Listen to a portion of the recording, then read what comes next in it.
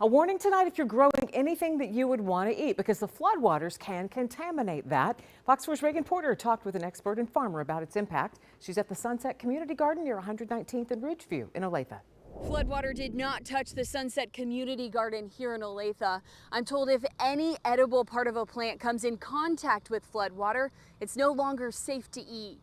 We grow a mixture of everything. Anthony Reardon says last year this quarter-acre fruit and vegetable farm produced about 4,000 pounds of food. He's the Horticulture Small Farms Extension Agent in Johnson County. They work with about 80 small-scale and urban farms across the metro and assist community and backyard gardeners. So far, nobody's called for help following the recent flooding. If there's any concern of contamination whatsoever, it should be removed and disposed of. Reardon says if any edible part of a plant has come in contact with floodwater, it's not safe to eat. He says it's due to the high risk of chemical and microbial contamination, even if the water's receded. Any numerous types of contaminants that can be in it, right? It can be raw sewage, it can be gasoline, or it could be oil from cars that have gotten flooded, right? Reardon says this includes root crops like carrots, potatoes, and beets that were submerged or touched by floodwater. Once contaminated, produce cannot be cleaned or sanitized well enough to make it safe to eat again.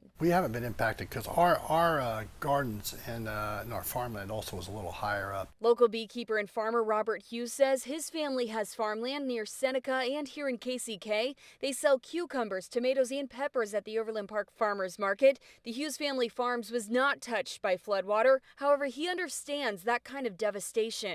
You know, if it gets too dry and you have a drought, then your yields are down.